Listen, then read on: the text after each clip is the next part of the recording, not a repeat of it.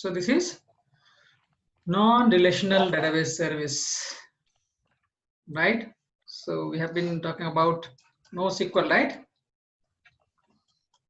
We've been talking earlier about relational things, right? So now there is a concept of NoSQL. So you remember first in introduction to databases we discussed about what is NoSQL, right? So where there is no concept of relationships and columns and no good for some kind of unstructured data, even structured data also it can handle in a different way, right? So here this DynamoDB is something like fully managed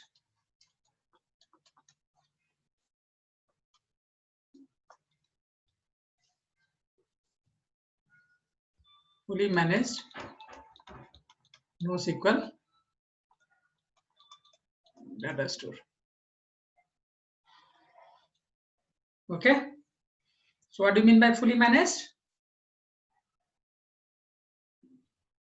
Fully managed by AWS. Yeah, correct. So this is fully managed and you have option for multi-master. We discussed about multi-master.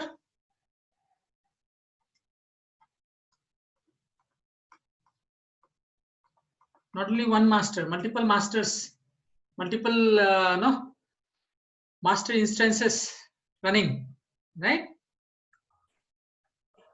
Correct. Okay. So it's good. It's good for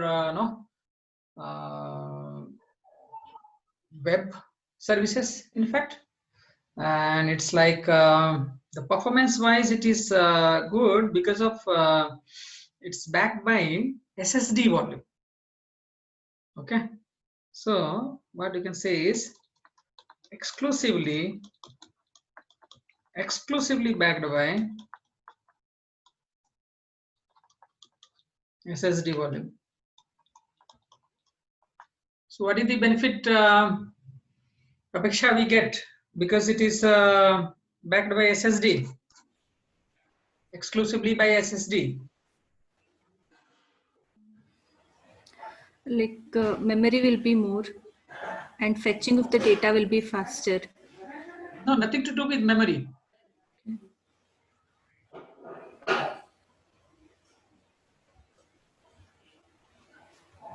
This is what? Hard disk. Hard disk. So this is for storage. Yeah. So how? Your storage space will be more. No.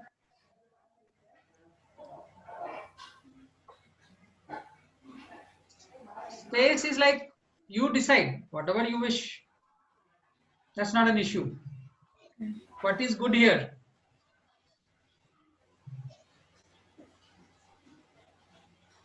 $20 million requests they claim.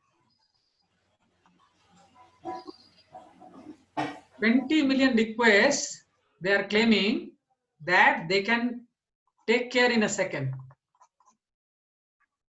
Can you imagine?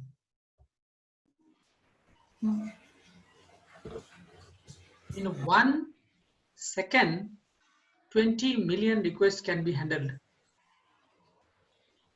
Possible with traditional hard disk drive?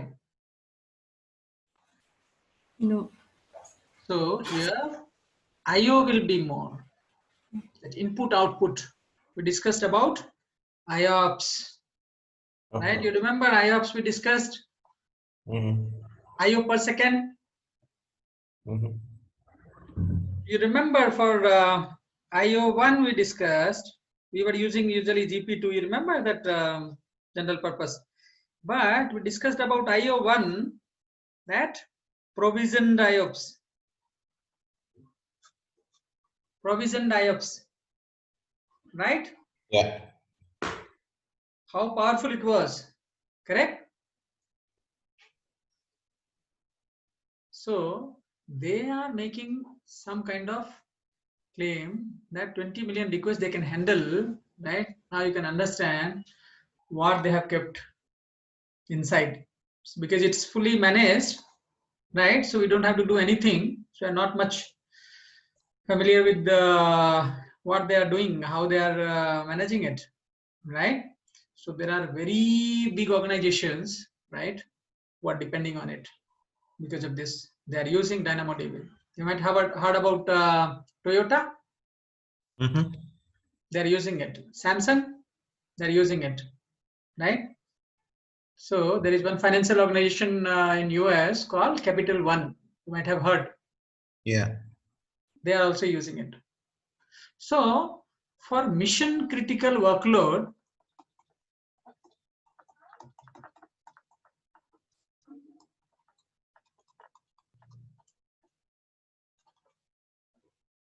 it's good, right? Right? Now the benefit is high availability again. Wherever it is fully managed, no, simply you just have to say that. You don't have to remember. Okay. Wherever it is fully managed, safely you have to assume. Highly available. This is something which is very basic. So whenever something comes in exam and you know that this is fully managed, then it must be highly available, right? Now this is highly available, right? And it can replicate data among the multiple availability zones.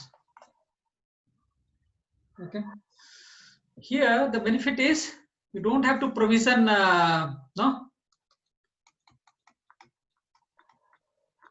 no need to provision any volume. Okay.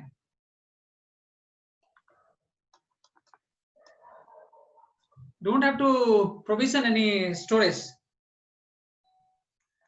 It will be taken care.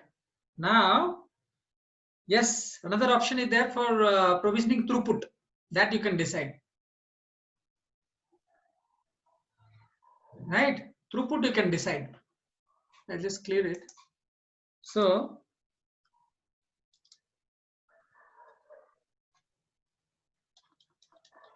no need to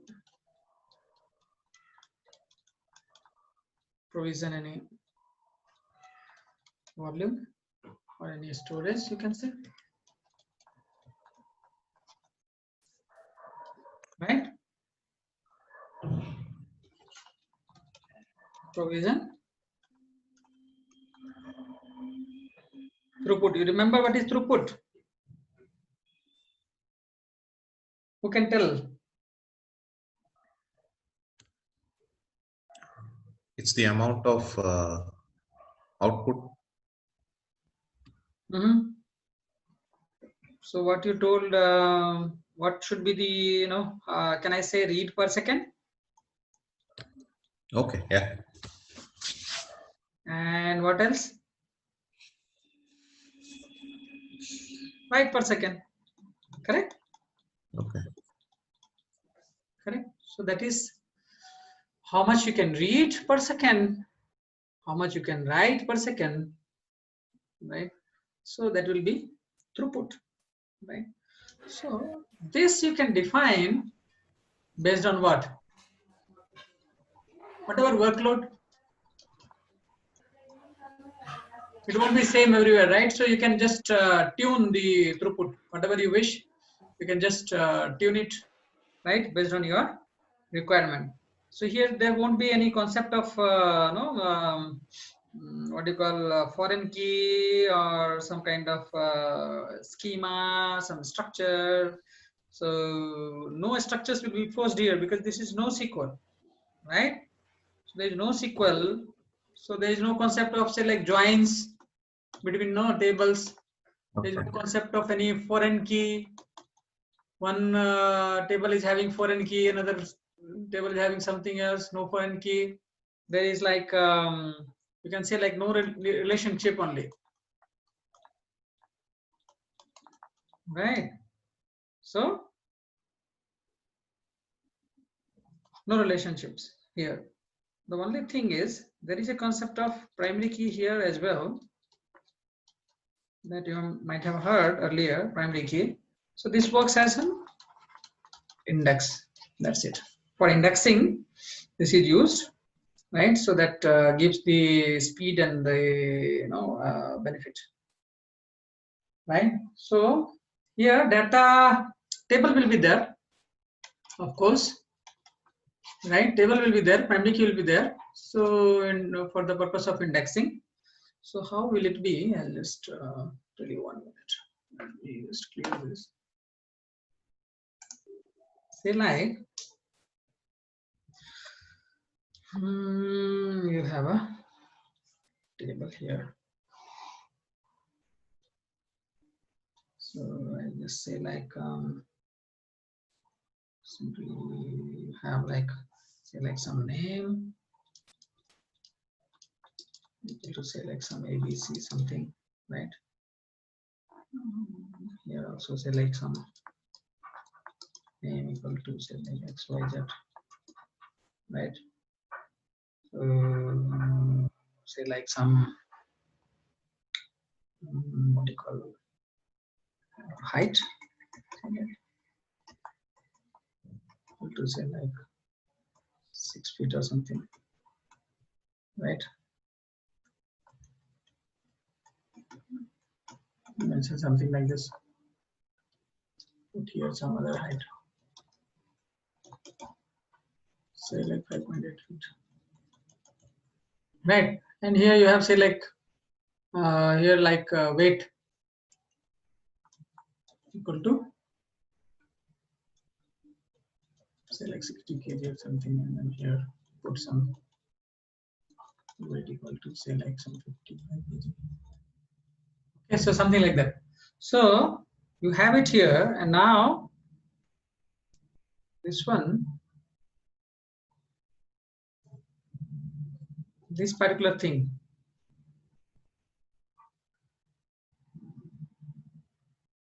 right, is called item. What do you call that? Hello. Okay. Item. Yeah. Now this one, this is what? Primary key. Okay. Mhm. And all other things, right? Simply you say attributes. Okay. So it's as simple as that, right? Say like this is users table. Some name you have given, right? We'll see this, right? So what we do, you have your systems with your AWS console up, connected to that. Please connect to that. I'll just show you few things. Let me also connect. Let me share my screen.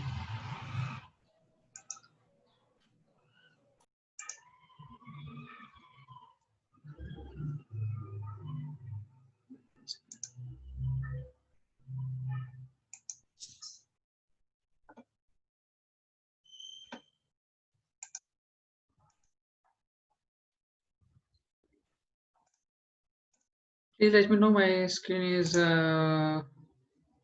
visible. Signed out. Yeah. Signed in.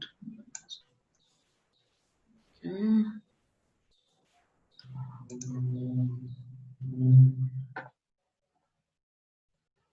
Recording. Okay.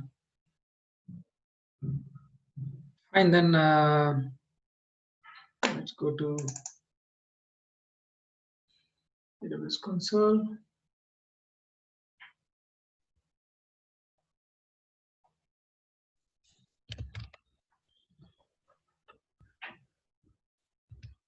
Let's begin with the net database. Everyone logged into console? Yes, Harish. Logging. I'm just Yeah, please connect to console. yes. Few things you can just click maybe, but just focus here only. Let it be. That doesn't matter. So now you just see here. I want to do something with database, right? Okay. Mhm. So just see where is that database. Here it is, right? Okay. You see a lot of things.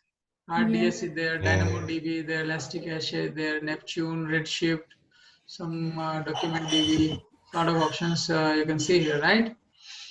So see this RDS is there, right? Mhm. Click on this RDS, or you can search also. So you just see RDS, right? You see option here, create database, right? Okay. If you go to database, here you have create database option, right? But it's not like that. So here databases are not created no, like this. What we do first is we go to subnet group. Okay, we know about subnet, right? Mhm. So if you want to launch a database, you need to launch it in a subnet group. Okay, so here this RDS we want to say like Postgres we want or something we want. So what we will do, we'll go to RDS, we'll go to subnet group, and you see no subnet group is created here, right? Yeah. So you just click on create DB subnet group. Click on that. Now you see to create a new subnet group, give it a name, description, and choose existing VPC. You remember we had created one VPC, you can use that VPC as well. Okay. Right? And then we'll be able to add subnet to that VPC.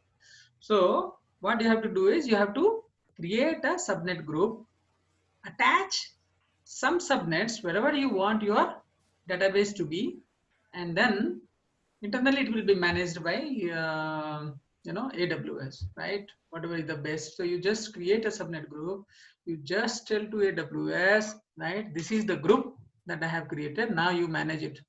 So you just put the server wherever you wish, doesn't matter. So we can give some name here. Okay, so what do I say? This is for RDS, and I say like subnet, I say group. Okay, RDS subnet group. So I can just copy and give some description like that. There's something else coming. So I'll just give,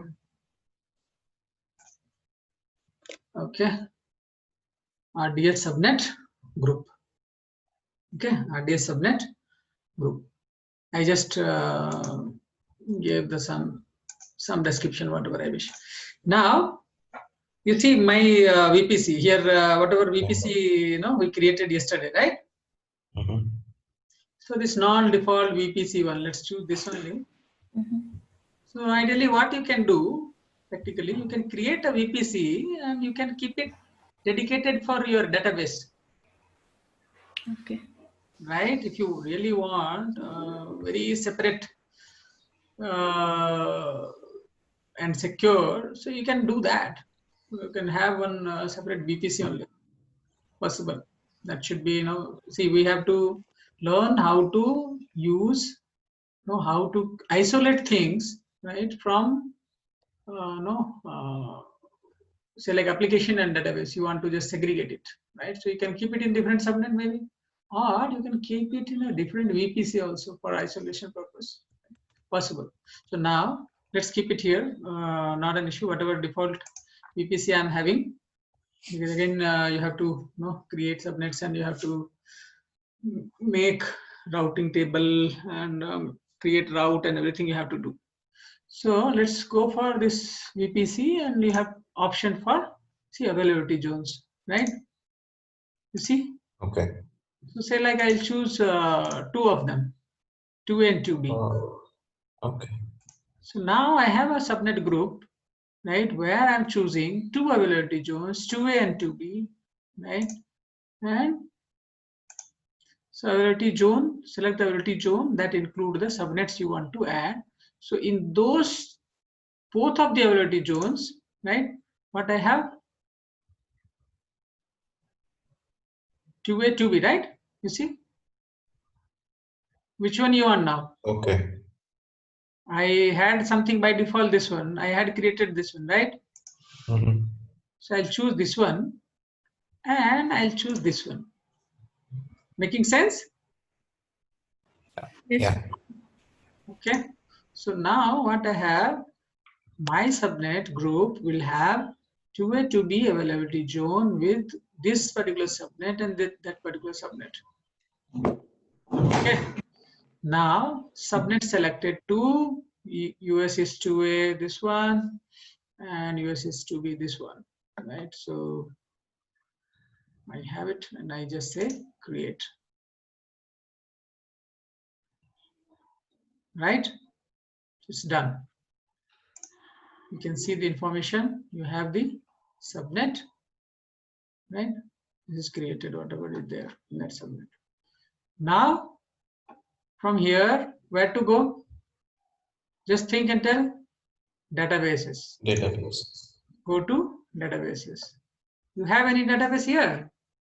Mm-hmm. No. No database. Right? So, you want to restore anything from S3? No, right? So, We don't have any. okay. So, we have to create a database. Now, you see this interface had changed. Okay. Recently they are changing. You see, we listened to your feedback. Now create a database with a single click using pre-built configurations. So earlier when you come here, you would have, in multiple steps it would go. So first step, second step, third step, fourth step, like that. See here only you are getting that create database, right? Mm-hmm. So you can just choose things and you can do that. But earlier it used to be like step 1 of 4, step 2 of 4, step 3 of 4, step 4 of 4. You have to go step by step and you have to, here you have Like option. how we create buckets. Yeah, correct. Like that only it used to be. Now you have it. They have changed the interface by listening to people's feedback. So every day some new changes they will be doing. So as of now, they're giving switch to your original interface also. Some option is there. So you can switch to original feed interface, but it's okay. Whatever interface is there. So it's look like more friendly. So fine. Standard create. So you set all of the configuration options, including one for availability, security, backups, and maintenance.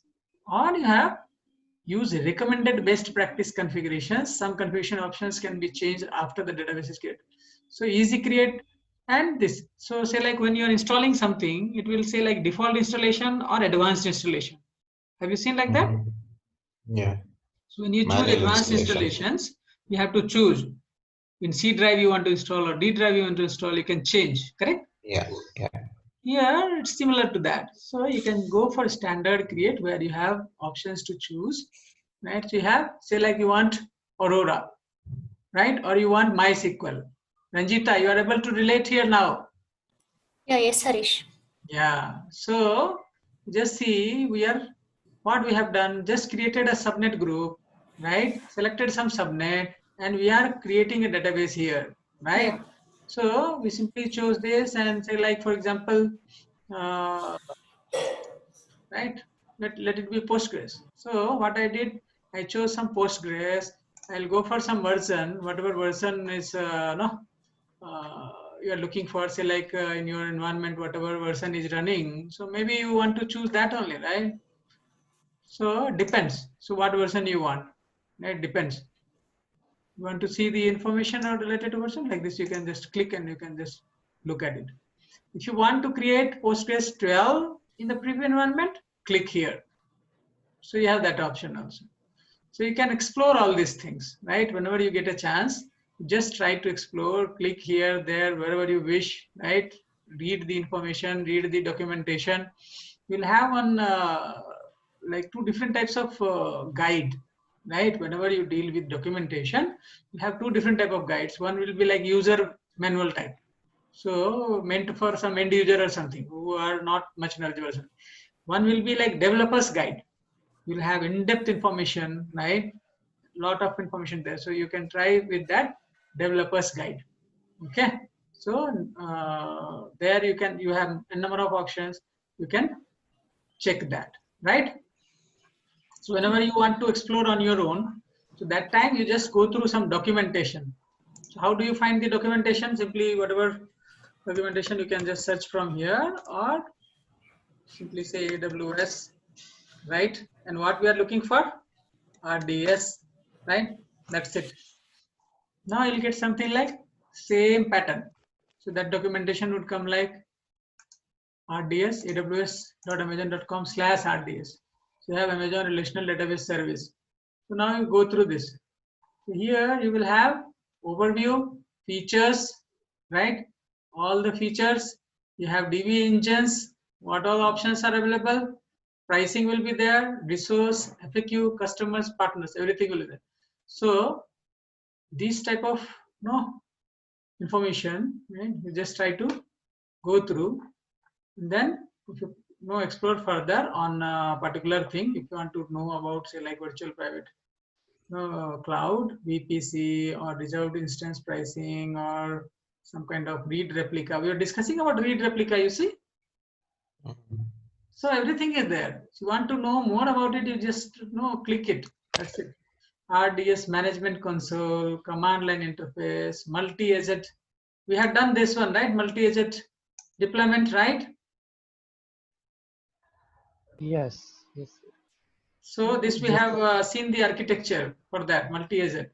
So like that you have options. You have different use cases for e-commerce, for mobile, for everything, right? So like that you just see it, and then if you go to this documentation, right? So you can have lot of documentations. You can go there, documentations, start exploring, right? You see everything, all the documentations in detail you will have here, guides and references, right? So just search for RDS. So you have Amazon RDS under database. So you have documentation for everything, right? Just open it. You have docs.aws.amazon.com/RDS. So now I told about user guide, right? So you got this user guide, Aurora user guide, RDS user guide, right? So this kind of performance insight, correct? So you can download PDF, correct? So a lot of options are there. You can go to user guide. So they will have basic information, basic understanding, right? So you can understand, read about it, DB instances, what is there, whatever we are discussing about security, right? What are the charges? So all those things, information you can discuss here, right? You can go back. And you should have somewhere developer guide also. Anybody found it? Developer guide?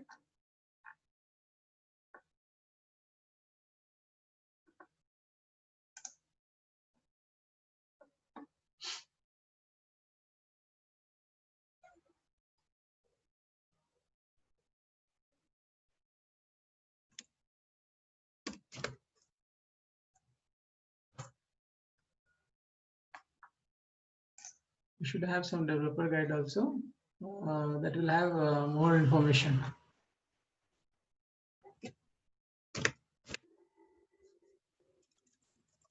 Unable to locate here, but it will be there. Or you can simply search, right? Here only you can search developer guide, AWS RDS. There should be some for this also, because usually there will be, for everything. User guide they have given here. Let's see, developer guide, developer guide. See, this only looks like.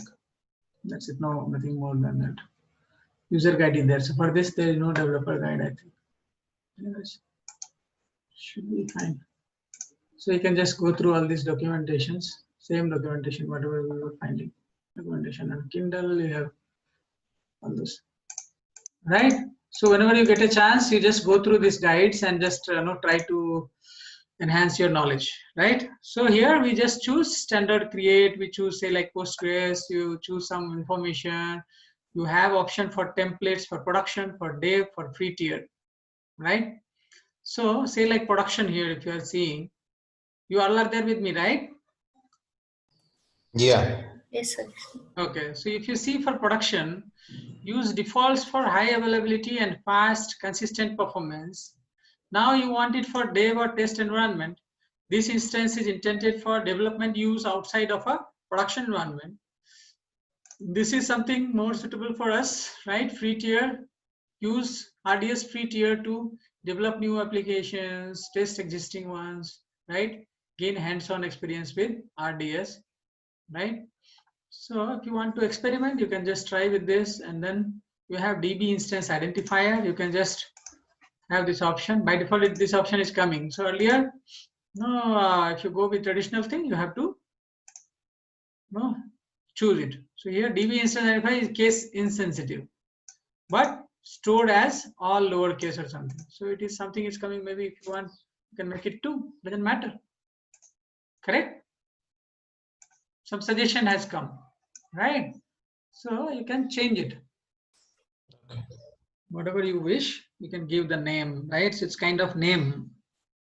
What you want the name, right? So this is say like RDS 1, RDS 1 I'll give, right? So maybe my choice. So credential, but that is post. I'll say Postgres.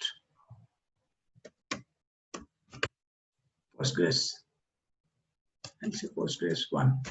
Okay, I'll say Postgres 1. So you have master username. Okay. So you might have seen somewhere admin like that username will be, right? So I'm just saying Postgres admin. Otherwise, it may not accept. If you just try with the admin or something, it may not accept because of security reasons. So auto-generate a password, or you can give a master. See, only numbers, letters, and other things. So this hyphen won't be taken. So you just have to try. So this Postgres thing it has taken, right? So I'll just give some password.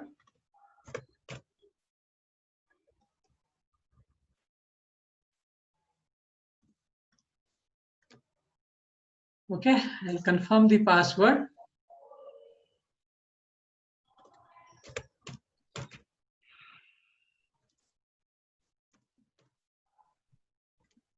Okay, now you see here you have choice for the instance size. DB instance class, right? There were different classes. How you had instance type for your EC2 instance, you remember? Yeah. So here also you have a choice. You can choose, right? So here, because we have chosen the free tier, right? So because of that, it is not giving us much choice. So what we can do, we can change it to production and not create it. At least we can see, right? So we see the production option. So whatever comes, say like now, let it be there. Whatever, all those things are there. Now here you have choice. You see standard classes includes M classes, right? Now you look at this one. Memory optimized classes includes R and X classes. Bus table classes includes T classes. T2 micro, right? This is what is ours, but let's choose this one, M5 extra large. Now you see you have option which you can define. You want 8 vCPUs, you want 32 GB RAM, you want 128 GB RAM, you want 256 GB RAM, 64 vCPUs, right? And EBS, you have 10,000 megabytes per second IOPS, right? So throughput. So now you have this much of size, allocated storage is 100. So you want say like 1024. So that much, some 20 GB they will give for free. Oh, so the maximum storage threshold value should be greater than the allocated storage value, right? So how much we have done? Maximum storage only is less here. So we have to increase this also. Now what? Maximum storage threshold value should be greater than the allocated storage value. So let me make it 5. It's telling 1025. Yeah, I just increased by 1. So it has taken. So whatever is maximum storage threshold, so that allocated should be less than that, right? So like this you can allocate. Provision IOPS, you can change, right?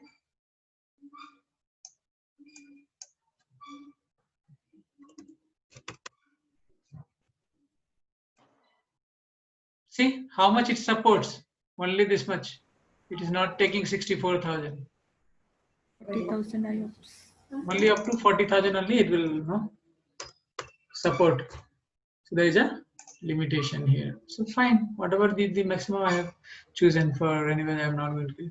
So you see this. So this is for provision IOPS storage outscaling, auto scaling. So this is for auto scaling. Whatever maximum storage threshold is there for auto scaling, it cannot be this much. So I just want, right,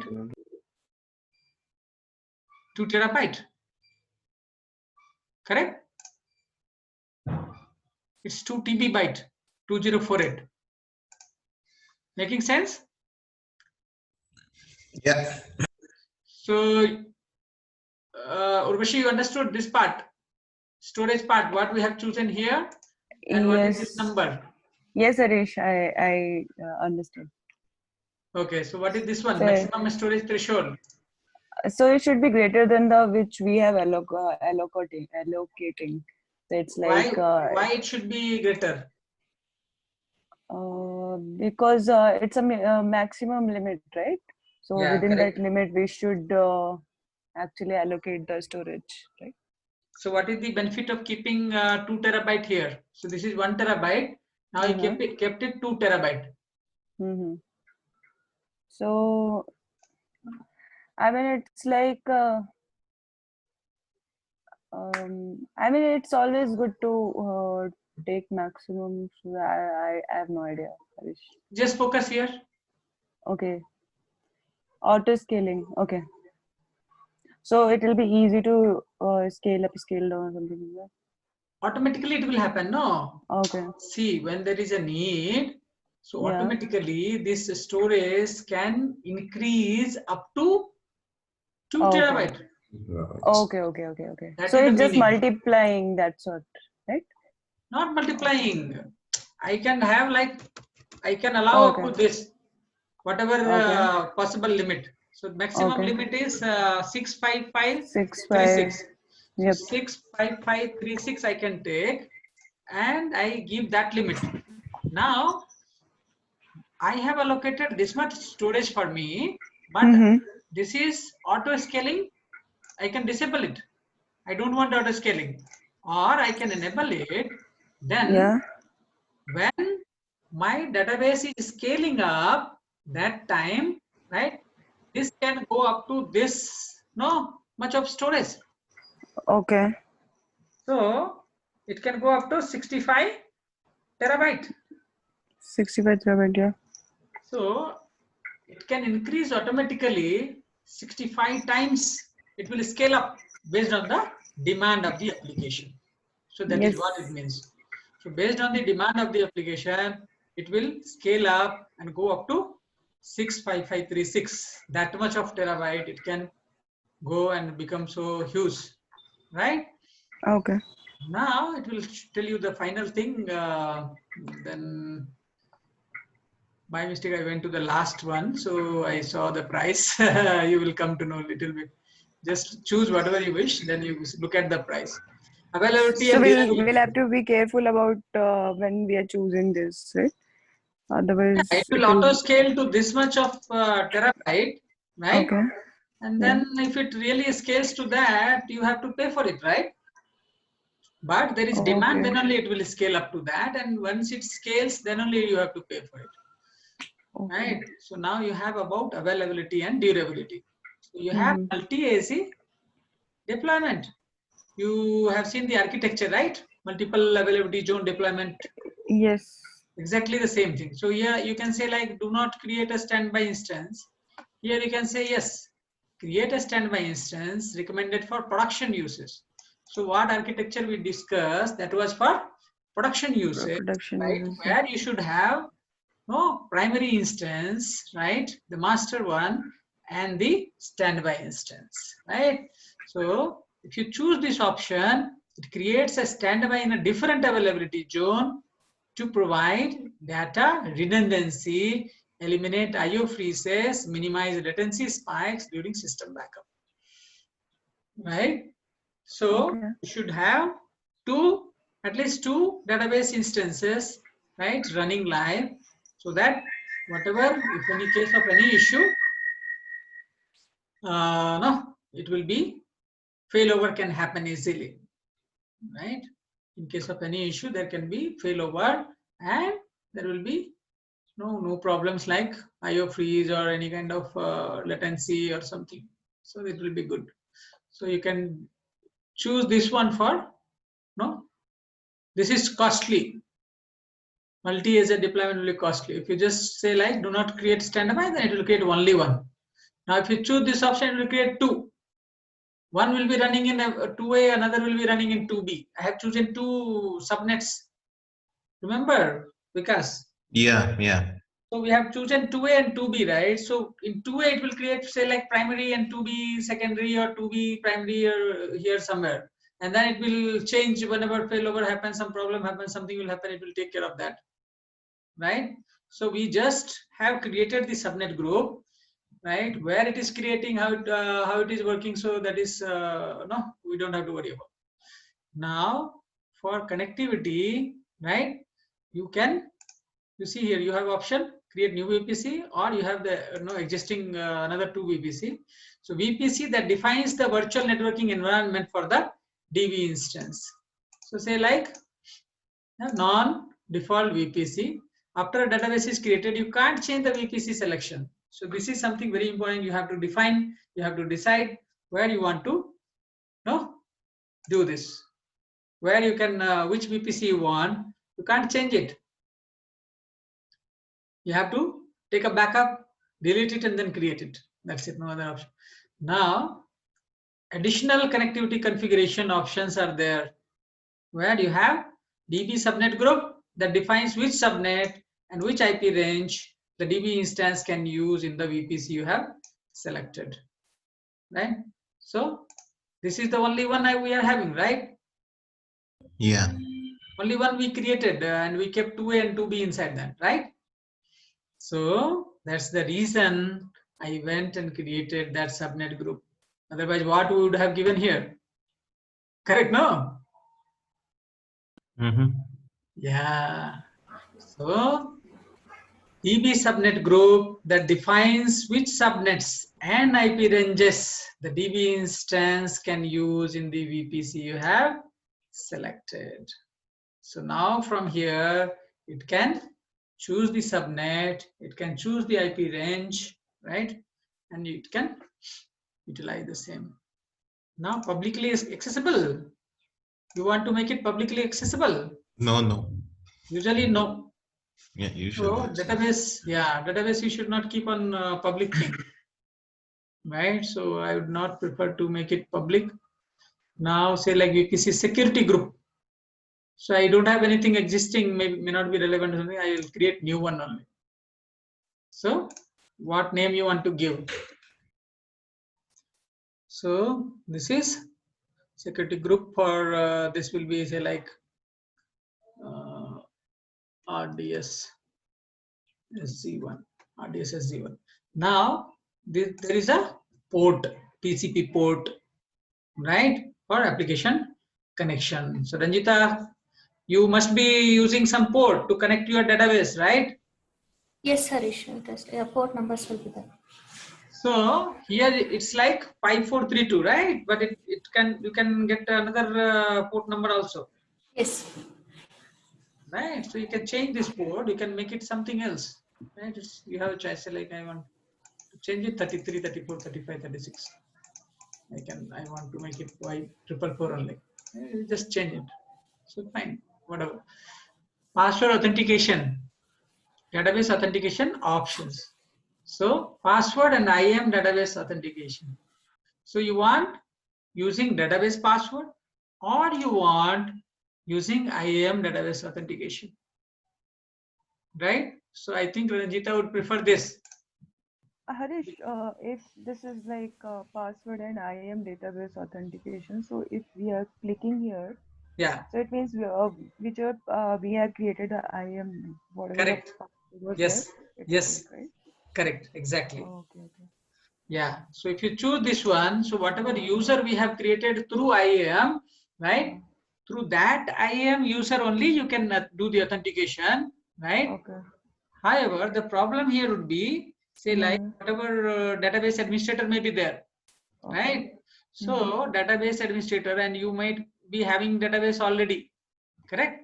Okay. So that database may be having already some users, Mm. right, Ranjita? Yes, Harish. So you have the database, you already have the existing users, right? So Yes, we will be having access, like, when while connecting, it is like database server name and port number will be there. yeah. So, and the username and password, it will be setting by administrator. They will set it. It is like it's default. It is like whenever we select that username, whenever we select the database server name, automatically it gets selected. The username and Okay, perfect. So because no, Ranjita has already no user created there, and now she wants to migrate it to cloud, right? So if I choose this IAM database authentication option, right, whatever existing users are there with the database, will that be useful here? No, because how does IAM know what are the database users? So again, somebody has to come and set up all the users here in IAM, right? So if we choose this, right, you just don't have to worry about anything because that will be taken care by the database administrator. So whatever users are there, so that same password username will be applicable here, useful here. Okay. So now you have some additional configuration options. So you can simply leave it for name, maybe database options, initial database name you can give. So what we can give is or we can leave it. See, this database, if you want to create, up to you, or you can just leave it for the database administrator to do it. See, you are just creating giving the infrastructure here, right? Now you don't want to interfere with the role of database administrator or something, right? So practically you can simply leave it. Initial database, if you want to create a database, you don't want to create a database, so you can simply leave it, not required. Okay, so you can simply just skip this part. Database administrator can create database, 1 database, 2 database, 5 database. Now this is what I was telling about. Now look at this. Do you want me to click on create database? So this DB instance, this much. For storage, this much. For multi-ability zone, this much. Provision IOPS also have taken 4,000 US dollar, this one only, right? So 12,000 US dollar I have to pay, right? So this billing estimate is based on-demand usage as described in RDS pricing. So that's why I told you go and read this pricing. You just go to that documentation, right? Read about it, right? /RDS, it was right, /RDS. So you go to that, and then you just look at all these options, right? User guide. So a lot of pricing related information.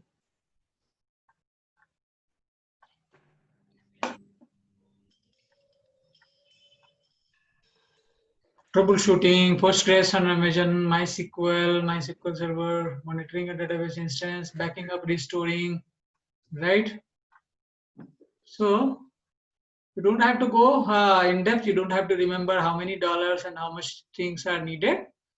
However, you need to know, right? What is this and what may be the use case, when it may be useful, right? So when to use NoSQL, when to use Aurora, when to use DynamoDB, when to use Postgres, when to use relational database, in what situation. So overall understanding you should be having, right? And some creation and accessing and all those things, if you just try with multiple, maybe with this one with free tier, right? So you just keep trying, right? You just choose this option. So nothing big. Simply choose free tier option, right? And just give this name, whatever password, DB instance choice, bus table, DB2, not AWS optimized for us, 1 GB RAM only they will give. I'm fine with that. I don't want anything more than that. See here, provision IOPS, if I choose it, it will cost me. So general purpose only is fine for me. Allocated storage, what is the minimum? 20 GB. So I'll go for 20 GB, right? It will tell, if you go for higher, it will improve the IOPS based on the volume. It will improve the IOPS. Storage auto scaling or something I don't want for now, right? Say like whatever connectivity, non-default is fine. After database is created, you can't change this. Right? Additional connectivity configuration, only one subnet group I am having, publicly accessible, it's okay. I'm choosing this, right? I have that security group. I have some port number. I have that password authentication, fine. And then I have nothing else. Now estimated monthly cost comes to the Amazon RDS free tier is available to you for 12 months.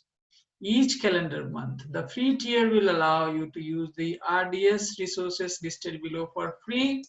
750 hours of Amazon RDS in a single availability zone, right? So this is what they will give. 20 GB of general purpose SSD, 20 GB of automated backup storage as well, right? And any user initiated DB snapshots, right? So 20 GB they will give altogether, whatever you are taking 20 GB. So you want to learn more about free tier, you want to look at the pricing page, you can just open this and you can just go through that, right? And you are responsible for ensuring that you have all the necessary rights for any third-party products or services that you use with AWS services. With this declaration, you can simply click on create. So I have not chosen multi-availability zone, right? Only one availability zone I am choosing, right? I removed that, no? Multi-AG. That option is not coming, Harish. That I think I have disabled. Yeah, it's automatically disabled. This only I This disabled. avail- Yeah, this auto down one, availability and duration, durability. Oh, here it is. Multi-AC deployment. Okay, because we are free tier, so this option only didn't come. Do not create a standby instance, right? So there's this option only gone, no choice. But anyways, I would choose that only. So it's good. Perfect. Perfect. Ready to click that? So now we create it.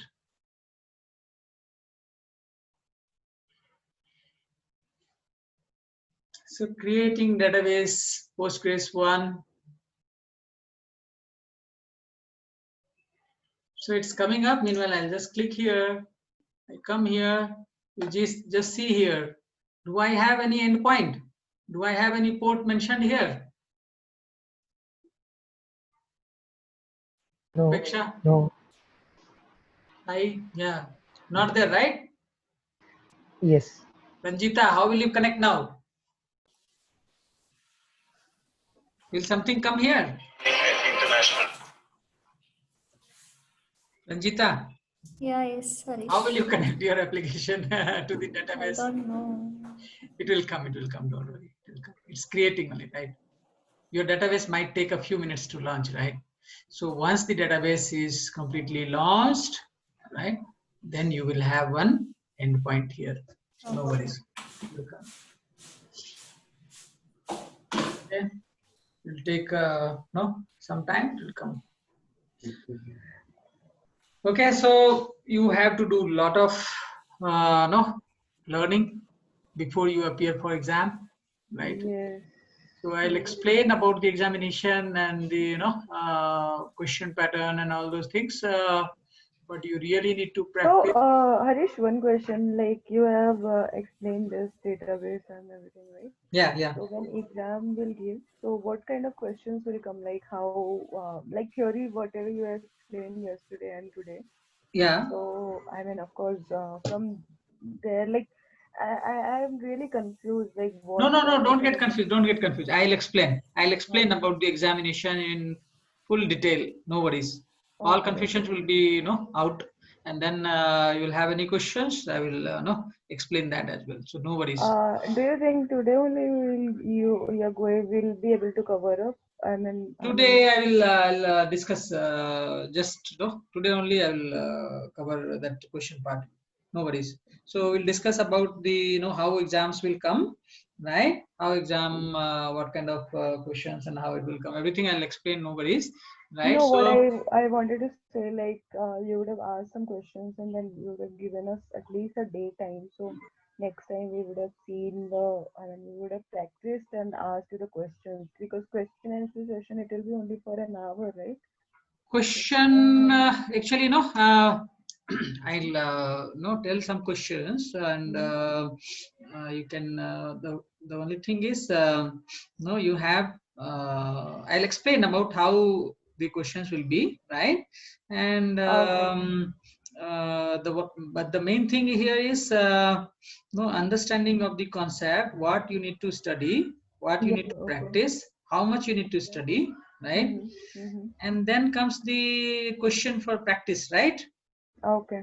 So here So, at like yeah. what I'm asking is like there will be some practical questions also, right? What we have done No, no, no, no, hands-on no, and no, all. no, no, no, no, Won't no be any. hands-on, no hands-on.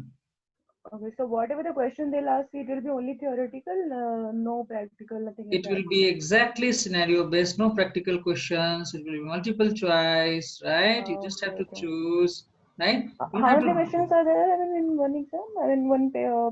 How many questions is to go? I'll explain you. It's like Oh, okay, 65 we'll do questions that. will come. Yeah. Okay, okay, okay. So you'll have 65 questions. You'll have 2 minutes for each question. You'll have 130 minutes to Okay, do it, right? okay. So like that, no? So I'll explain about that. So you will have understanding what you need to read, how much you need to Okay, study, okay. right? Okay, Where you okay, need to okay, okay. focus, right? Okay, all So right. all those things I'll discuss, right? I'll Mm-hmm. discuss about the exam guide. I'll discuss Yeah, about the okay. pattern of the questions. Everything we'll discuss. No worries. Okay. Okay. Okay. So Harish, are you having break in between? And then pardon. are we having break? When are we having break? I think we are approaching towards the break time, maybe 12:40, correct? 12:40. Okay, okay, You no want problem. early? We can make it No, 12:30 that's okay. also. I've just asked because it's okay. I mean, that's fine. It's fine. Say like no, we can Yeah, adjust 10 minutes less, yeah, more. sure, no problem. Yeah. So I think this has come. It's taking a bit time. Let me click here or there, and again let me go and check. So I go to dashboard, I come to database. So it's still taking some time.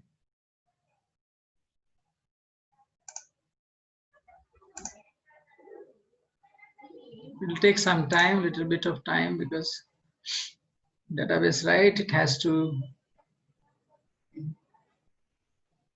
Oh, it's backing up.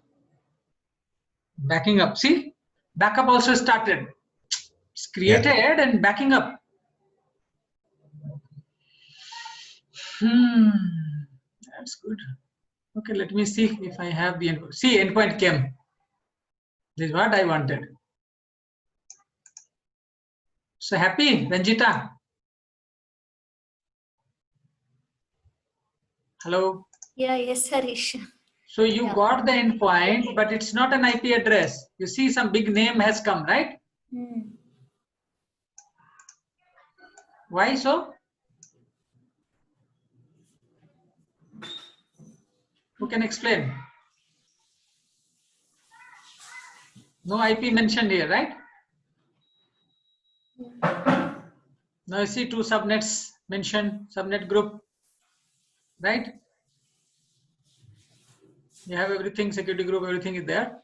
This one, why it is name and not the number? Because if it is a name, right? If it is a name, fully qualified, domain name, right? Any IP it can take, right? IP can be changed in the backend, right? You don't have to worry about it because I will give you this endpoint and every day you will connect. One day I change IP. If I have IP here, if I give you IP and you are connecting every day, one day I change IP address. That's it. You cannot connect. Yeah.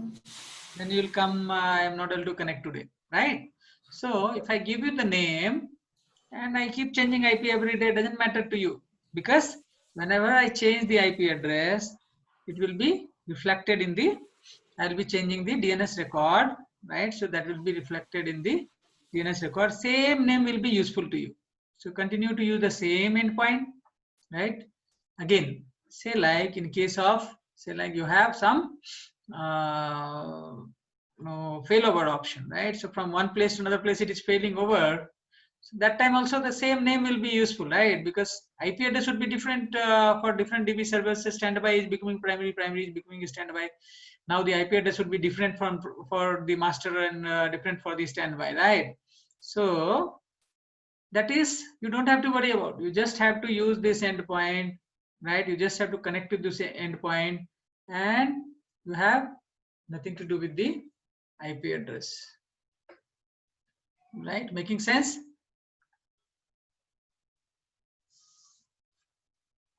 See, security group has created some rules here.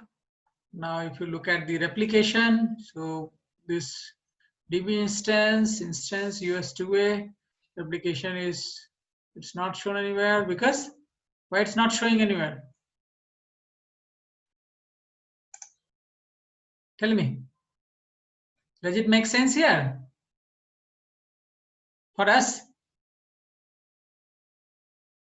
Hello. All silent? No. So why replication is it's like source destination something, nothing is there, right? Because the backing up is still taking place. No, backup is taking place, but replication we discussed about. Just remember the architecture diagram there. I had discussed about the replication happening. You remember Yeah. region. So how was the replication happening for which situation? Not for free tier, right? We have not chosen that one master and one standby. You have not chosen, right? Okay. Yes. So we have chosen the free tier. So we have our database running only one in only one availability zone. Got it. Correct. So now if you would have chosen the multi-AG deployment, so then we would have one running here, master and secondary would be running somewhere. So then between both of them, there will be from primary to standby, there will be synchronous replication happening. Clear, Sai? Yeah, Harish. Okay, perfect. So with this, just try to click here and just try to look whenever you get a chance and just try to relate. So manage IAM role, why it is not there? Because see, you can choose this, you can change this, you can have your 0 feature S3 import, some you can add some role, right? So you can create some IAM role for doing some kind of import from the S3. So some option is there for role, You can assign that role somewhere. See, now it is clearly telling that successfully created a particular database. And here it says available now. It's not doing anything as of now. Correct? Yeah. And how much is the CPU utilization already? 6%. Started with 6% only. So, because at least this much something will be there, right, on the instance. So 6% is happening. If you want to just look at the details, why it is happening, what's going on, so you will have monitoring. Click on the monitoring and you have 0 sessions, no sessions made. You have, this is the engine we chose, right, Ranjita? Yeah. Right? Yes, sir. So you see CloudWatch, Apeksha. Yes, Harish. Yeah. CloudWatch, you remember? What is So- that? Used for monitoring and logging. Yes. Okay, so this CloudWatch, it's doing something. What it's doing? You see the CPU utilization percentage shown here. DB connections, how many database connections? You see, it will show per minute, per 5 minutes you want to see, right? For 1 day you want to see, nothing is there, no utilization as of now. So you can refresh, you can check stats, minimum you want to see, the maximum, no, you want to see, total you want to see, right? So like this you can check the DB connection counts, right? If you want to look at the CPU percentage utilization, you can. So yesterday sometime I was discussing about CloudWatch monitors and collects the metrics. Do you remember the term metrics? Nobody asked me what are the metrics, how many metrics. So you see here, these many metrics associated here, right, which CloudWatch can collect the information about, right? Okay. See, maximum use transaction IDs. So backtrack change record creation, backtrack window alert, active transaction, commit throughput. So I was discussing, right, free local storage. So whatever, so those many metrics you are having. You can just close this one. You can look at now write IOPS. You can look at readable memory. You can look at the read IOPS. So count per second, how many reads are happening per second, right? You can just see like, no, the graph, say like 10, just showing here, 10 at this particular time, something read is happening. Now you see some write operations like that. So some backup, something might have happened, right? It was showing no backup happened. Why Yeah. CPU utilization went to this level? Why this no memory got used this much? Why no write happened and read happened? I have not done anything, right? So some backup they have taken as soon as they have created, they have taken a backup, because now if I do something and then I say no, I don't want this. So I want to go back, right? So what will the option? How will it do? So it has to take some backup, right? And from where I can restore, right? So all those options we are having. So main thing is like when you go here, you see your database. Correct? When you click here to see the details, then you can see the details where you will have this endpoint. You can use this endpoint, right? And you can see other things here. You just click on click and check things whenever you get create something like this. It's easy to create, right? You all know how to come here. Yeah. Anybody can repeat it for everyone. Who wants to repeat? How we have to do it? What is the first step? First, we have to create the VPC and subnet. Perfect. Then, Subnet group. And very good. yeah, Subnet group we have to create then. then the routing tables. Okay. Yes. Very Then, good. Where you want traffic to go, right? From where you want Yeah. traffic, where you are allowing. Okay. Good. and then the RDS database. Perfect. And also you, if you wish, at the subnet level, if you want a firewall, you can do it, Mhm. right? Okay. So what is that? Network ACL, right? Mhm. You have also have to manage the security group, correct? Okay. Yeah. So you should have a security group which will take care of the security of this particular instance, right? Now you will have network ACL which will take care of the firewall related rules, regulations, whatever you want, that will be at the subnet level. Now you will have some kind of routing table, routing mechanism, right? Which traffic you want to allow, deny, where you want to know the traffic, where you want the traffic to go. So that will be fixed there. Routing thing. Yeah. Now you can whitelist some IP range and you can allow some IP range. You can. So based on that is the first thing, first defense mechanism, routing. Now over that you can have a separate subnet where you will have the isolation, and then using the route you are allowing the traffic. So that's a very good idea.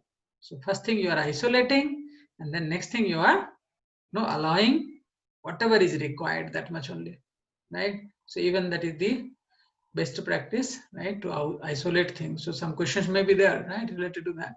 So this kind of concept where you have to segregate things and then you have to create some mechanism to allow things. So from security perspective, that will be important, right? So this is how I am really, this is too vast and a lot of things. So because of that, a lot of hands-on or other things is a bit difficult. But however, you can always try to refer to this video and maybe some upcoming videos, right? So you can take a reference and you can try to do it on your own, right? This practice hands-on, right? You can do on your own and you can just read the documentation, and now at least you know how to browse, right, this AWS console, right, how to look for something whatever you are interested in, correct, and how to go and try to create things, right? So if you have a broader understanding of what you are doing, right, how you are designing things, so in that case, you can simply go and do some hands-on. So that will definitely give you some confidence, right? But solid understanding is needed, right? Actually, some experience is required. However, related to this, however, based on the understanding and the passing marks and all those criteria.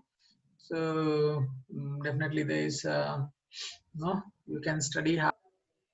Yeah, Harish. Yeah. Okay, let's meet by 1:05. Yeah. Yeah. Okay, thank you.